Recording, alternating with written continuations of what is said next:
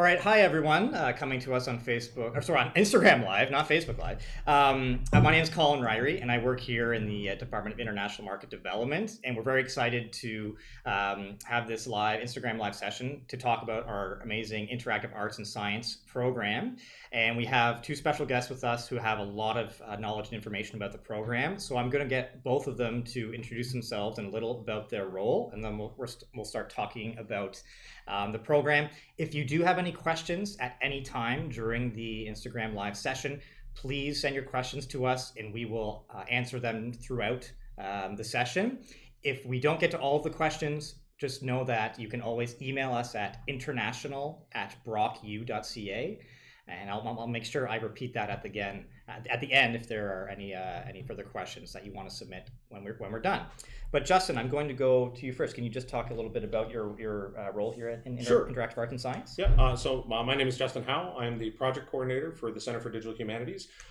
Interactive Arts and Science is one of the programs we hold under our umbrella. As the project coordinator and an instructor in our program, I look after a lot of our industry relationships, any of the larger scale projects we do for project work and courses or internships, bringing a lot of our guest speakers or our community involvement in the variety of our courses and programs. Okay, awesome, great. Thank you, Justin. And Dylan, what's your connection with the program? So my connection with the program is I'm a graduate from it of 2 years ago who, after having graduated, actually ended back up here at Brock, as I now work full-time in the library's makerspace, where I work with tech that is everywhere from video cameras to 3D modeling to 3D printing to VR. If it has tech associated with it, I've probably touched it in one form or another in the past little bit here. Okay, great. So excellent to have a former student and current staff member at the university as well.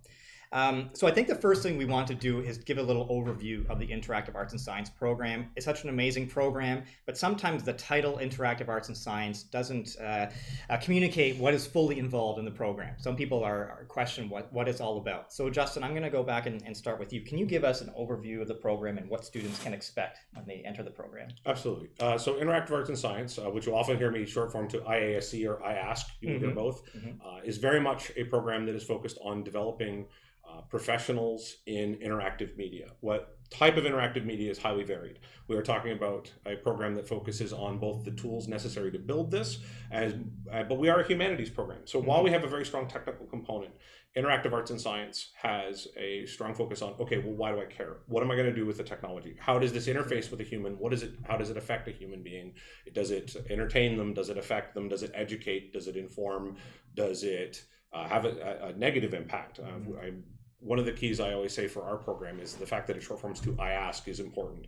If anything, we are trying to teach our students how to ask better questions when it comes to the implications and applications of interactive technologies, because they're everywhere. They're in everything from our car to our toaster to online and the internet to social media. Like we're using today. All of those aspects come under our umbrella. So the advantage of it as a program is that it does have a lot of reach, a lot of breadth. But more than anything, the key here is that you have the ability to specialize within those skill sets as part of the program. Okay, awesome. And Dylan, since you have recently gone through the program, can you maybe talk to us about what drew your interest in the program, why you chose to apply, and if you can remember that, and then how has your experience in the Interactive Arts and Science program helped you to get the job that you have now, and how do you use those skills on a daily basis? Absolutely. Okay, so the origin story of how I got added into the origin story. Yes, it was actually really funny because Interactive Arts and Science was actually not my first choice when I was going to school. Okay, I showed up for a variety of the open houses, and it basically concluded that my first and second choices, when I went to them, as opposed to being filled with excitement, it was I could do this. This is a choice. Maybe this is something I could do. Okay. And then I got to the Interactive Arts and Science booth. And the reason I ended up signing up for it was the enthusiasm, of the presenter that was there was perfect. Got me super excited about the program. And it was showing me that, well, your initial impressions can also be like, this is the game program. Like, you make games out of this. And that's what it was at the time. That has since changed.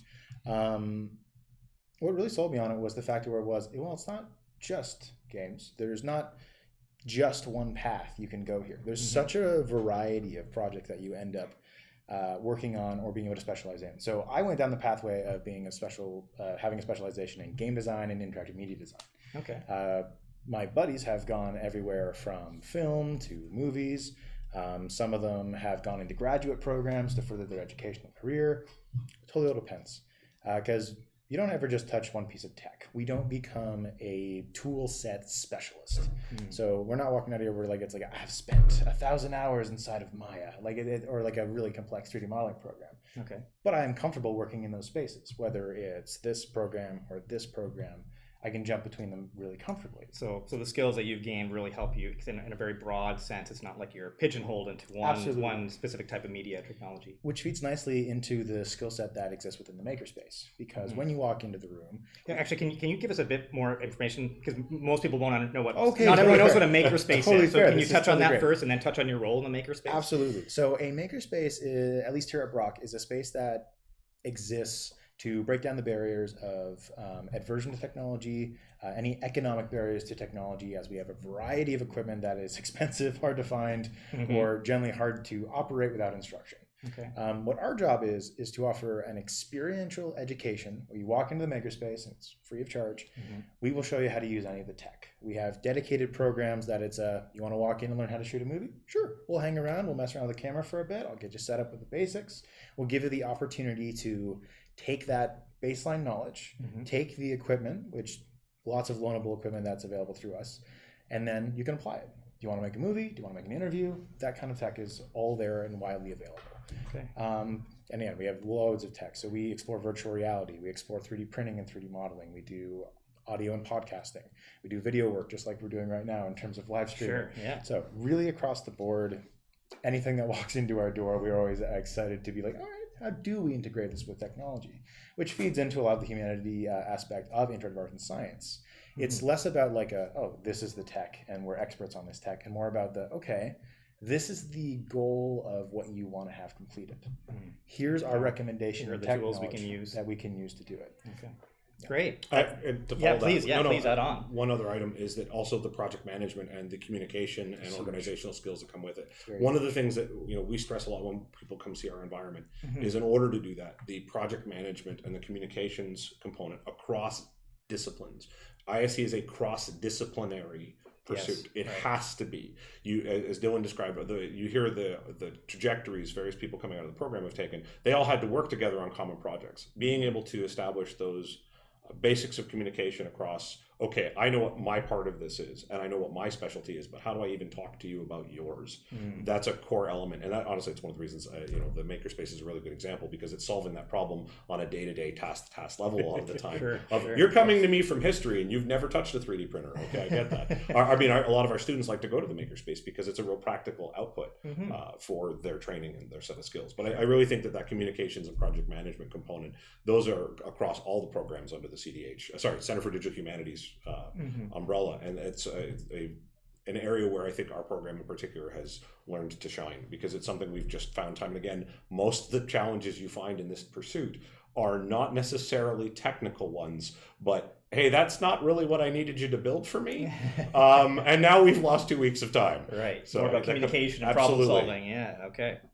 Great. So what I think we'll do next, Justin did just touch on it, so I'm going to talk. One thing we really are proud of here at Brock University is our commitment to having very exciting experiential learning opportunities and hands-on and applied learning opportunities. We have experiential coordinators, curriculum coordinators that are helping to provide these experiential learning opportunities in each faculty and in each program. And there's probably no better example of that type of learning than interactive arts and science. So Justin, since you are the project coordinator, you probably have lots to say about this, but so what are some examples of some of the projects that students are working on collaboratively in the interactive arts and science program? Okay, sure. So I think I'm going to work backwards from fourth year. Sure. So our fourth year courses are it's known as 4L100, which is the full name for it is an interactive practicum. Yeah, it is a mouthful. It is a terrible name, but generally people refer to it as the Mock Studio course. And what it is that when you get to your senior year, and the reason I think this is a good place to start is because it is the synthesis point of, we have taught you all the parts of this puzzle by the time you get to your honors year. And that class is, you are run like you are a mock studio, creating your own interactive media assignment. So you are picking what you want to make. You have the team. You're assessing the skills that are there.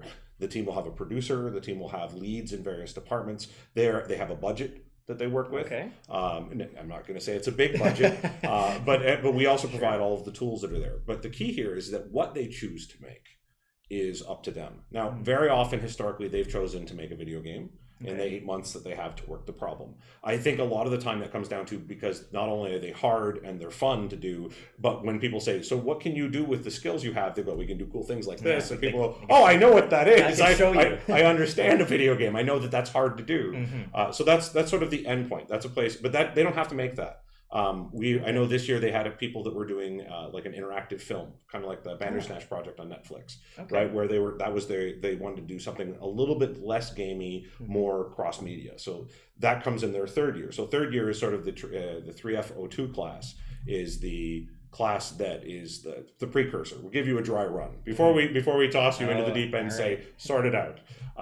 But in any of these cases, the instructors who are there are people like myself, where we have both the regular faculty teaching the academic principles, those best practices, the influences academically, but we also have a strong industry or professional influence in this. So in that fourth year class, for instance, we have a panel of regular experts that are willing to donate their time to the program. So there's a couple of checkpoints throughout the year where they will build their general design document, say, this is what we think we're going to make, this is our plan, and they can present that to the panel of these experts, and they say, okay, well, here's what we would say about that. Here's what we see that works. These are the threats we see with your plan to date. And so there's an advisory component. That's a very experiential component to what we do.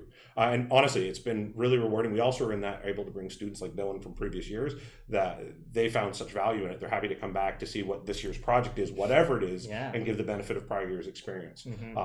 That's been a very successful project scenario for us.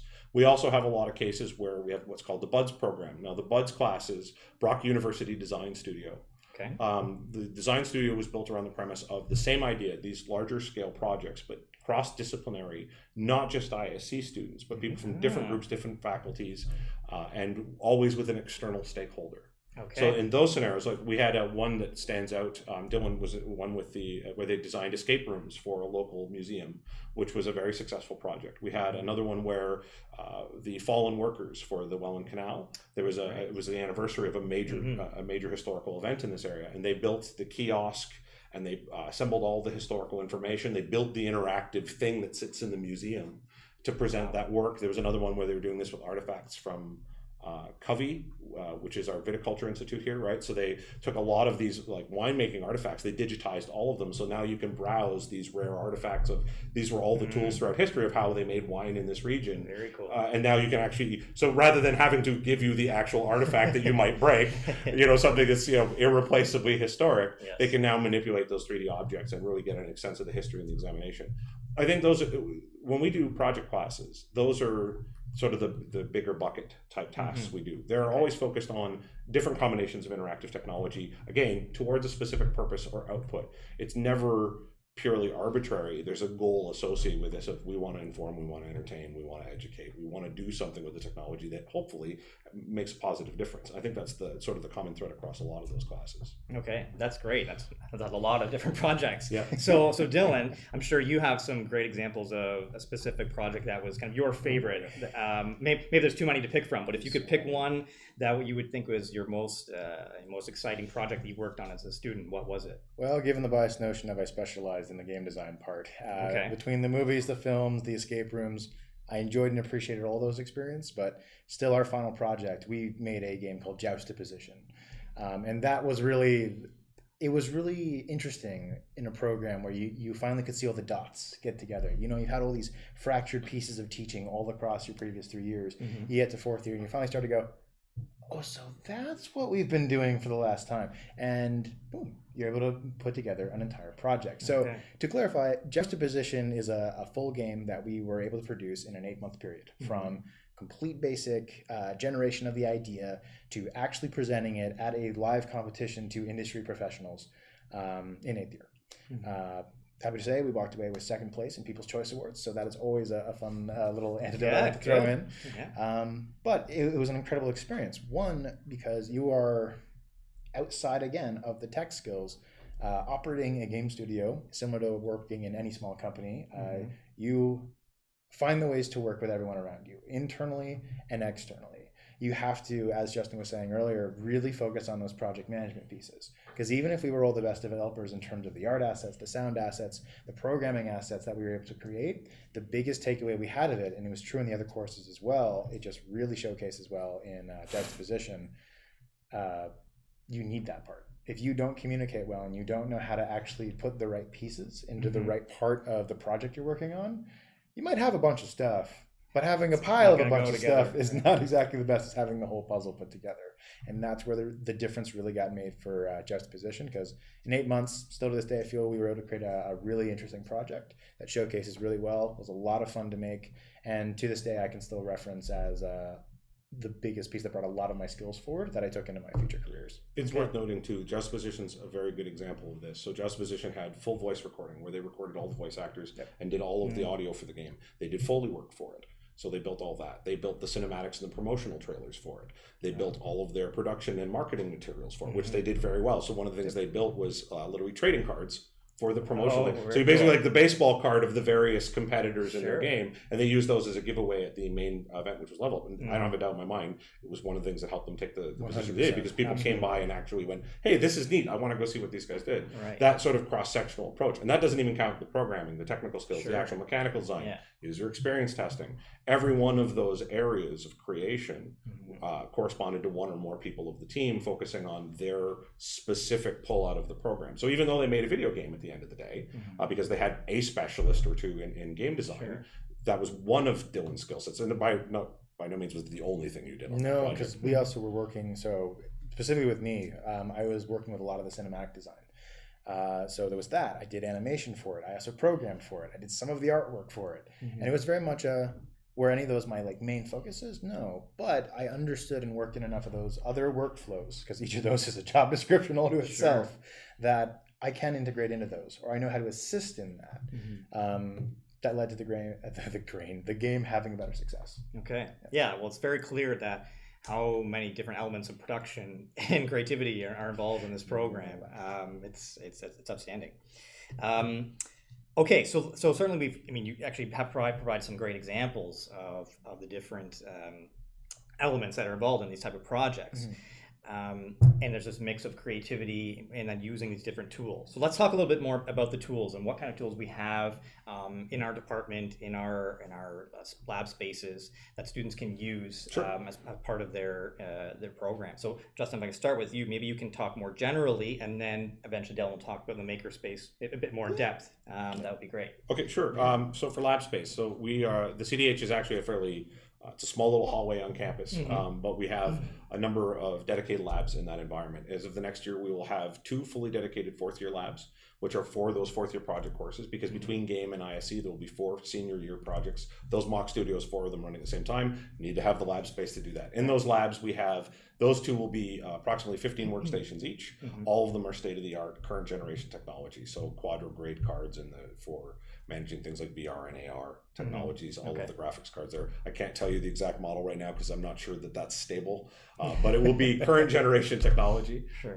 We have in our what's known as, people just call it HLab, which is TH269H, but HLab is our co-laboratory. Now that room has 25 seats. Again, all the equipment in there is very new. It's less than 4 years old. Which doesn't sound like a lot anymore, but it's all I know it starts but that lab is our primary work environment. Now, any of these spaces, whether in terms of software, 3ds, 3ds Max, Maya, anything you could want in terms of recording suite, we have the entire Adobe Creative Cloud suite available.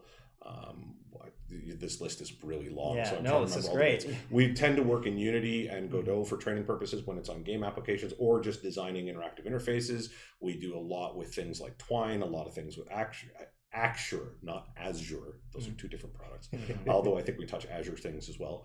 Any of the, again, all the traditional stuff from Microsoft Office that's there. We also provide access to, we maintain our own Git and SVN repositories. So for people who don't know what that is, that's all of the version control that you use to manage a project. We do all that. We also have access to Handsoft, which is industry and production grade project management software. So we teach you, this is as complicated as this is ever going to get, so that you can use simpler tools as you go forward. But you understand how to do things in a larger team. You can communicate with people, whether it's like a 5-person team and you just need to organize a few things, or you're trying to figure out how do I do my part for a larger organization. Some of that comes down to the tools we present for you, because if we don't teach you, this is the big tool, now the other stuff just has less of those features, right? Okay.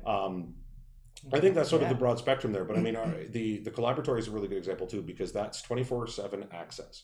Your student card gets you in there whenever you want to work.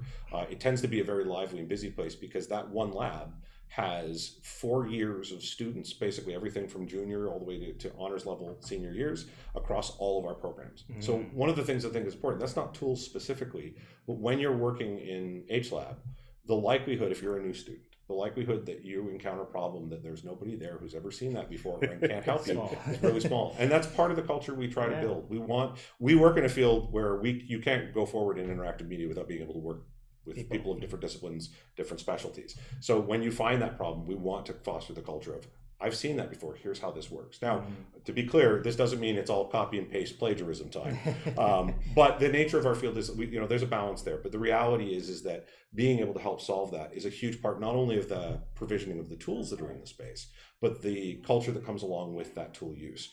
We have more than one 3D modeling program because we are tool agnostic. The fancy way of saying, this is not about teaching you one tool. This is about teaching you the principles to work within, so that you can go, what's the next tool going to be in this chain? We've had cases, we teach web development, so all of those components, but I mean, anybody who worked in Flash 5-6 years ago, and overnight it's like, sorry, no more Flash for you. And I mean, that was a shaping event in our industry. We as an institution, we have to try and plan for that, which is really hard to do.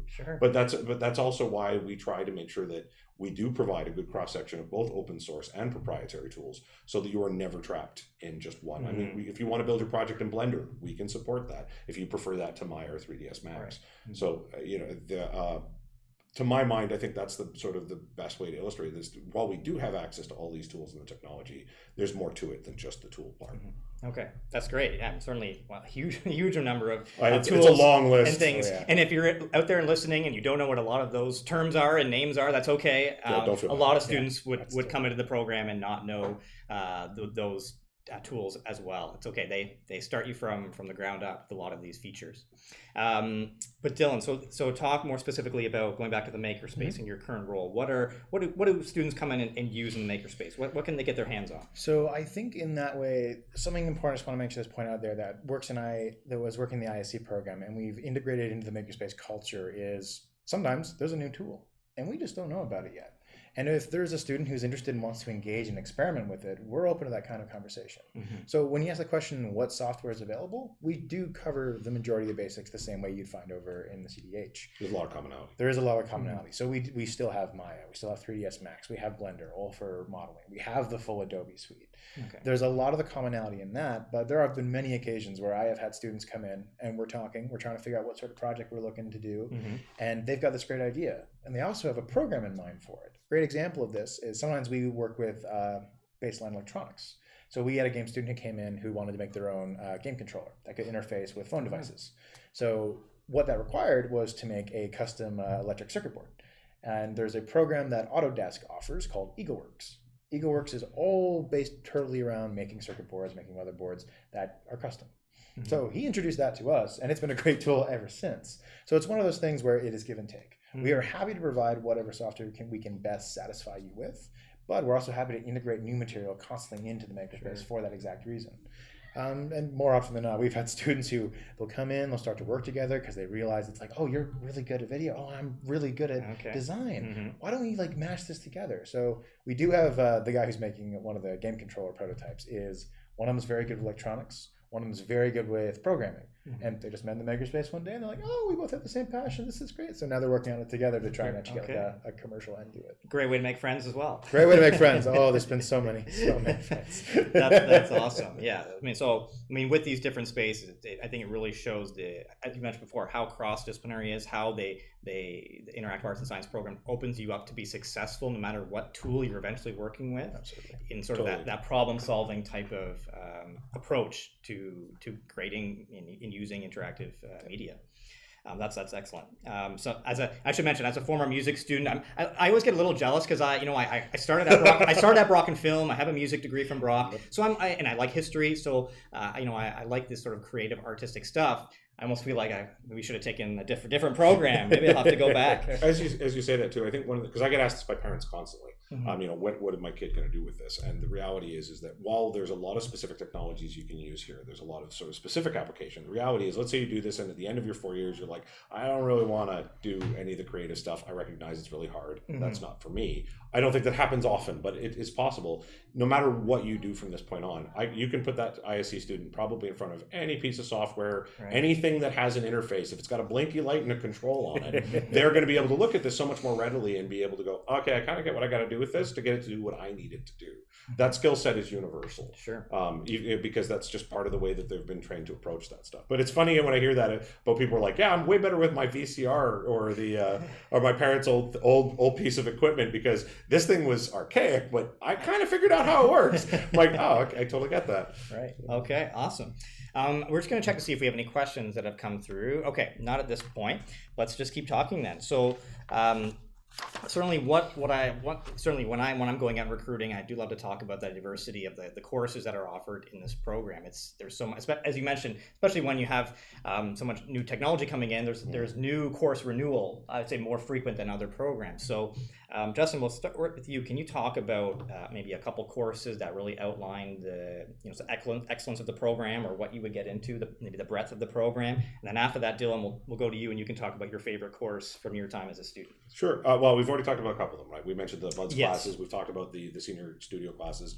We also offer internship credits where we work with those in the community. And while that's not necessarily a classroom class, I think that's a really core part to our experience, what we offer. One of my personal favorites is actually the ISC 2.08 class, which is Core Competencies in Interactive Media. Again, terrible name in some respects. Doesn't roll off the tongue, but it's often colloquialized to the workshop class. Now, that class is built around the idea of, because we expand so much cross-disciplinary work, that class is unique. We know it was the first of its kind here at Brock. We think it might have been the first of its kind, at least in Ontario. Was envisioned by our director, David Hutchison, who comes from the education field. Yes. Great guy and an excellent professor and instructor. But the plan for this was, knowing that we try to span so much arc, how do we equip students for professional development? Because the reality is, as you were just saying, we have so many things of our field change regularly. So we need to equip our students not just about, here's what's on the table now.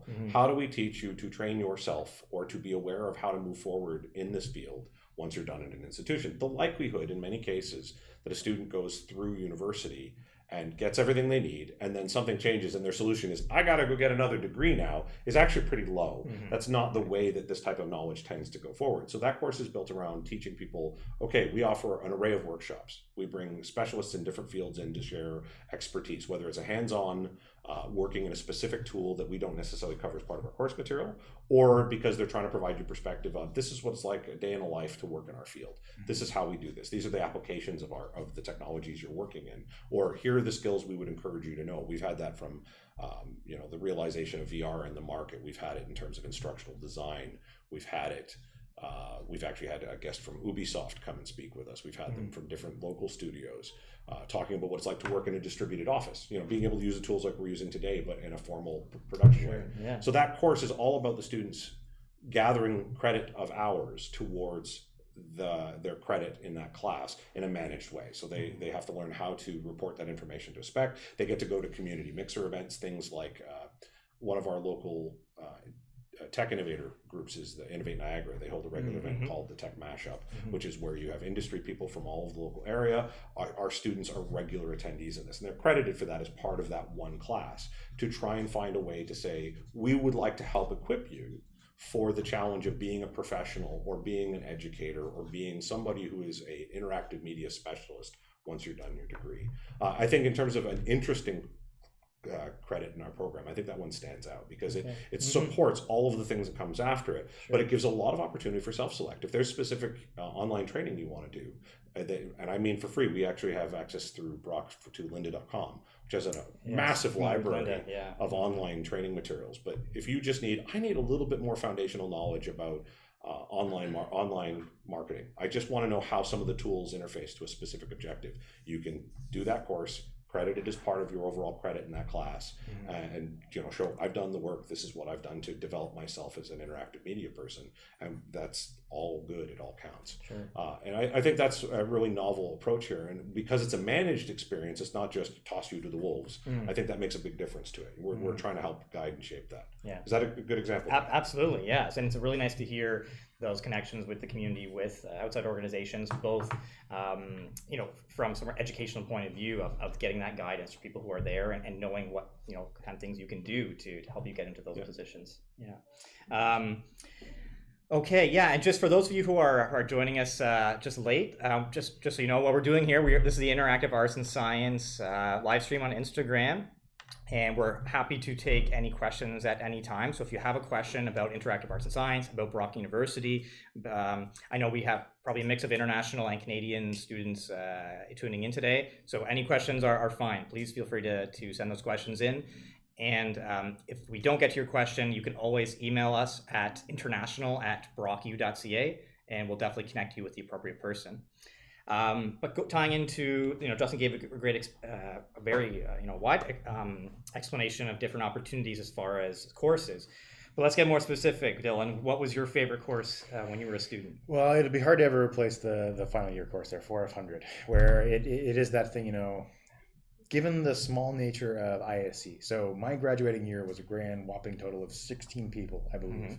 And that's the team that I've been working with for years 1 through 4.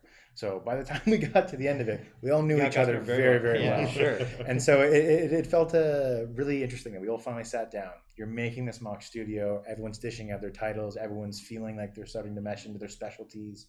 And we're all working together as this really, really well-meshed team. After a while, where, you find your communication challenges here and there.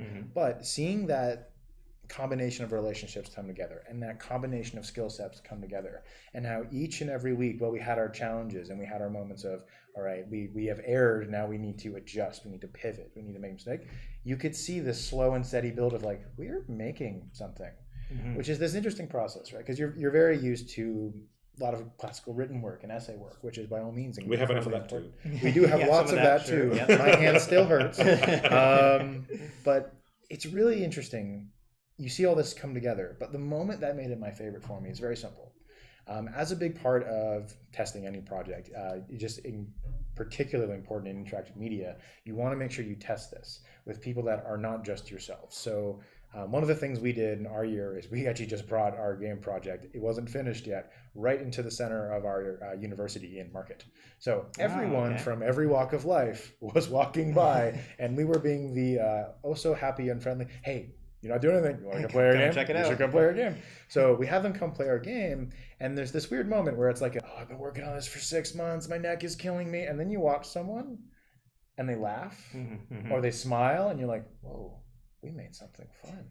People are enjoying the thing we made. And you start out rewarding experience. It's still to this day is one of the most rewarding experiences. And even when we went to our great competition at the end, that was still one of those highlight moments of, frankly speaking, my entire life. Where I was watching people laugh. They were having fun. There was engagement. And I was like, yeah, you probably can't replace this. This is going to be a gold sticker for the rest of my life. So it's been really thoroughly enjoyed for that. Okay. Yeah. Great. Thanks a lot, Dylan. Now, certainly, we know that we are also very popular at Brock University for our traditional game design program. And with the promotion of this live stream, we certainly connect with a lot of students that applied to the game design program, but received an alternate offer for our interactive arts and science program. And I hope, based on what we've talked about so far, your interest has piqued. You may now consider accepting your offer or getting more information about interactive arts and science. But I think it is important for us to clarify how different. And it is different. Yeah, it is different. It is meaningfully different. So I want maybe Justin, if I could throw to you, you can talk about how the Interactive Arts and Science program is different than the game design program, and where there might be some connections. Absolutely. So the first thing is that Interactive Arts and Science is about interactive technology, interactive media, interactive application across the board. Games are a very obvious proof case. They're really good for educational purposes because they're hard to do. You have a lot of edges to sort of to sand off to figure out, okay, is this doing what it needs to do? They're a challenging and interesting problem. They're very good to use as okay, if you can do this, accounting software is probably easier, right? Because nobody cares about that working in a quarter of a second necessarily, and also being fun. It's accounting software. I do my taxes with it, but it has to be smart and informative and presented well. So the big difference here is that games, I think, even as we're talking today, we realize where this mixed message comes from. Games are a part of the Interactive Arts and Science program. You can go through Interactive Arts and Science, and if you care about video game development, if that's something you're passionate about, you can be excellent at this. We've had people hired by major studios out of our program. That's fantastic. However, if it is the only thing you care about, that is a fundamental mistake, because you are going to be exposed to all sorts of other cases, all sorts of other applications, all other sorts of societal implications where you need to be able to look at that material. Social media is a good example. If you're only ever looking at social media through the lens of how do I use this to promote my game, you're missing the point, and you will not be happy.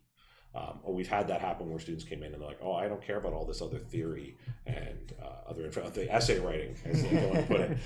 But that is really important to becoming well-rounded about assessing these technologies in a broader, much more impactful and cross-sectional way.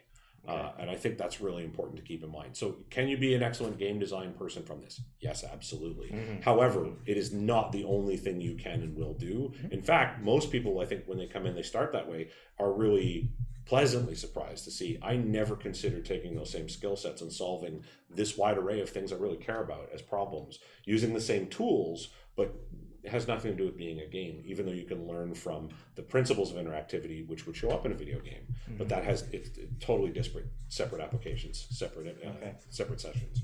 I mean, well, it's great. I mean, I think one of certainly the assets of the program is its ability to, the breadth of the program. And certainly I've talked with students who have received an alternate offer and come to the program and been I would say that's much more usual experience than someone who thought they would have lots of gaming and is unhappy. Students coming in and being thankful for the added experience and the breadth of knowledge and opportunities that they get beyond just game development. And that's what I hear back too, students who do this. And in fact, here's a fun fact. I know we have people in our game program because they're in the same lab as the Interactive Arts and Science.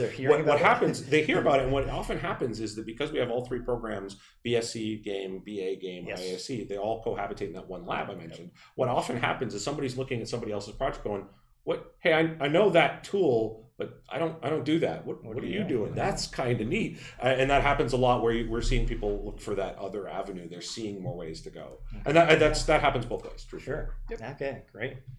So we'll continue on here.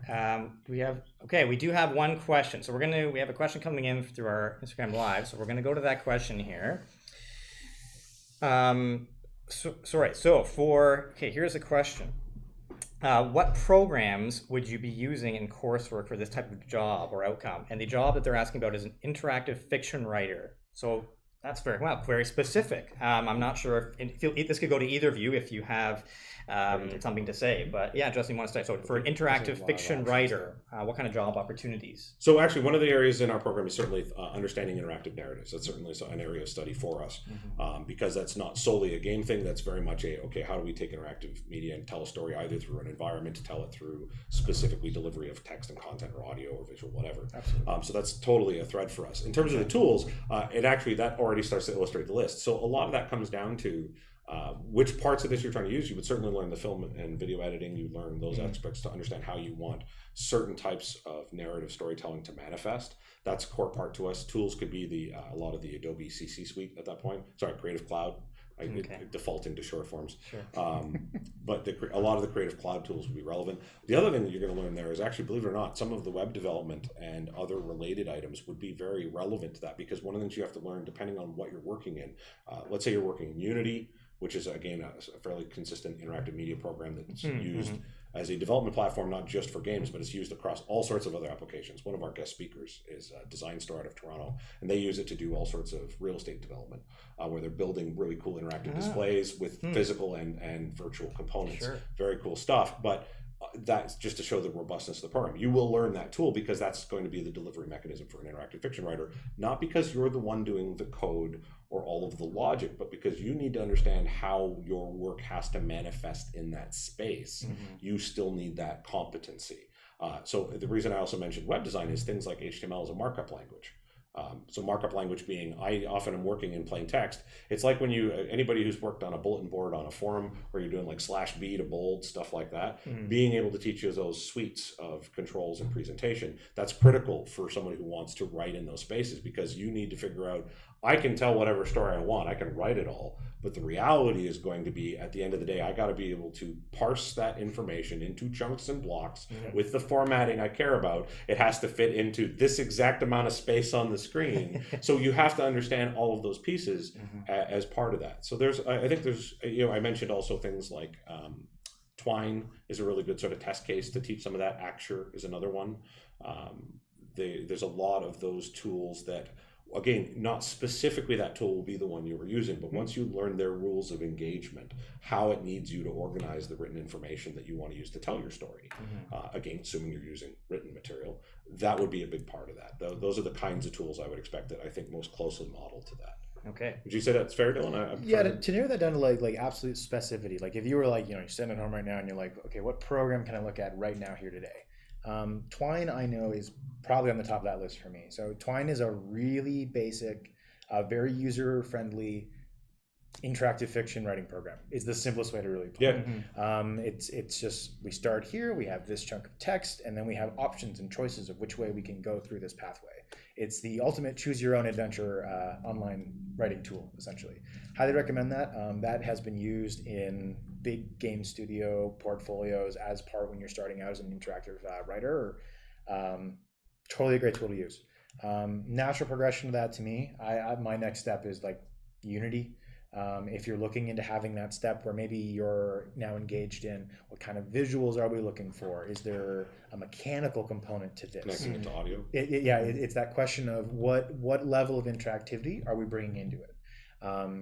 Because you can go many ways. Twine is just words, and I believe there's a sound integration now, but you can integrate video, you can integrate game mechanics to this, and still have it be mostly narratively focused as a writer. Depends how far you want to take it. But as a starting point, I check out Twine. I like Twine. I think Twine's a great tool. I'm trying to think if there's something specific for a motion comic type presentation, because it's kind of the one that splits the difference. There's a program called Canvas, but But that may not be related. Art drawn. The specific question was coursework, right? So I don't know if I'm trying to think if we actually use Canvas much right now. No, you don't. Yeah. Okay. Yep. Great, and well, thank you for the question. That's a great question to kind of explore. Yeah, what you can do with this program. We'll maybe do maybe a couple more things before we wrap up. So one thing that we always talk about at Brock is encouraged a lot of students to do is look for opportunities beyond the classroom as well. Absolutely. So I know. And why this piqued in my memory is you mentioned the level up and that competition. So I believe that's something that is not required to be a part of. It's something that you can apply for. That's half true. Half true. That's half loaded. So you can opt as a class to not go, depending on the interactive project you want to gear towards. Okay. Otherwise, I would certainly highly suggest and strongly suggest that you go. Sure. Purely from this is great professional practice. So can you tell us a little bit about that, about what Level Up is and how students get involved? Absolutely. So when you enter in the Integrative Arts and Science program, let's say the class as a whole does decide to go forward on a game project. Level Up is a collection of schools that are across, I believe, right now, specifically Ontario. And they all bring a number of teams who all do different... They've all made their own games, specific games? Specific games, in this instance, yes. And I think they bridge around the 80 to 90 team mark. Wow. I am one. Brock is an organizing school for Level Up, and I am the organizing party for that. So I can answer that. This year we were approximately 85 student teams, 13 institutions. So it is a big deal. Competition. It is in the this year was hosted in the Design Exchange downtown Toronto.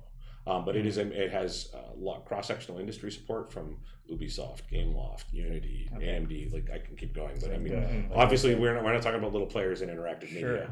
But the key too is that you do not have to go to level up if you're doing one of it's for the fourth year class. But what you do have to commit to for that class is that whatever you were making has a public showcase output. So if you were making a game, Level Up is an obvious fit because, well, where it's made to order to showcase your work. If you were doing something like an interactive media and art exhibit, an installation, then you could actually decide how you wanted to host that here locally, and we will help. That's where your budget would go. So you have some flexibility there. But when they're making a game, Level Up has been kind of like, well, that's just easier. Makes sense. Why wouldn't we do that? So, but they've also looked at taking it things like Digifest, which is another sort of similar event, but a little more cross-sectional. We've had teams that also look at doing the ESA Game Awards for Canada. Oh, okay. Scholarship. Okay. Yeah, I apologize. Forget the acronym. I apologize to the ESA people for forgetting what all of the letters mean. Okay, but certainly it sounds like there are lots of these opportunities to showcase the work, to do things absolutely beyond the classroom, and it's an important portfolio build opportunity. Right. Yeah. Not even necessarily portfolio build. Really, the skill set of being able to stand at your booth. So this year I had an opportunity where I helped out with Level Up from an operational standpoint. Because I volunteered back again, and there's a series of judges that go around the area. I was one of the lucky folk who got to lead the judges around the areas. But there's a big difference in the presentation of your project by how you present it to the people coming to your booth. So let's say you were doing this at full professional grade. You designed a project, you're a game developer, you're doing this professionally. There are lots of conventions, things like PAX East, PAX North, E3, where you would be in the exact same situation you would be a Level Up. It just costs you a couple $1,000s to show up. Okay. So, and that's not uniquely game industry. It's not uniquely game industry. You will find that across tech. Sure. You will find it across film and movies. And that booth experience of being able to pitch your game quickly, get people excited, and be able to have them remember you in a certain way. We spent weeks practicing that for when we went to Level Up. And I think it is one of the reasons it showcased so well was because we had practice. Prepared.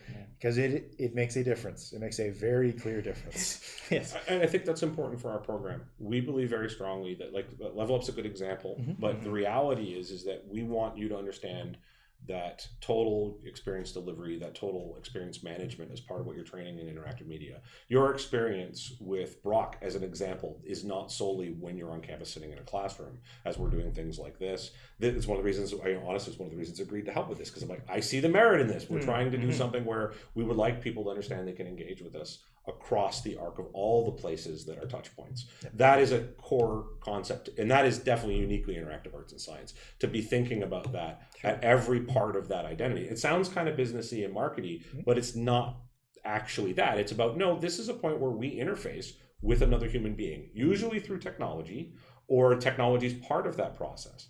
But the reality is that point where we interface with other human beings, and we need to understand, what are we saying? How are we saying it? Are we doing good? Are we doing damage? That wherewithal is a core part of the training, and that comes across through a lot of our project work, or just classes in general. Excellent. Well, we've covered a lot in the past 20, 25 minutes. Just checking to see if there's any final questions coming in, but it does not look like it. So just a couple things to wrap up. Hopefully, based on what we've all talked about this afternoon, you're more excited about the Interactive Arts and Science program. I know it's already the middle of May, but we are continuing to accept applications for this program in most of our programs at Brock University for the fall. We even have our winter, like our January start application is available. If you want more information about the Interactive Arts and Science, as I mentioned before, you can always email us at international@brocku.ca, and we can connect you with the appropriate contacts at the university, and certainly help you with the application process if you do want to apply. But we just really, on behalf of everyone here at Brock, especially for those students who have an alternate offer for Interactive Arts and Science, please continue to connect with us, because I think the more that you learn about the Interactive Arts and Science program, the more you're going to want to be here. Just as Dylan said, he was initially thinking about this program, and people very quickly convinced him. Sounds like he made the right choice. Oh, absolutely. So, Justin, Dylan, I want to thank you for helping us out here today. Happy to be here. And of course, thanks you to everyone who's tuned in on Instagram Live. One final time, just make sure you connect with us on at international@brocku.ca if you have any questions. Thanks for tuning in today.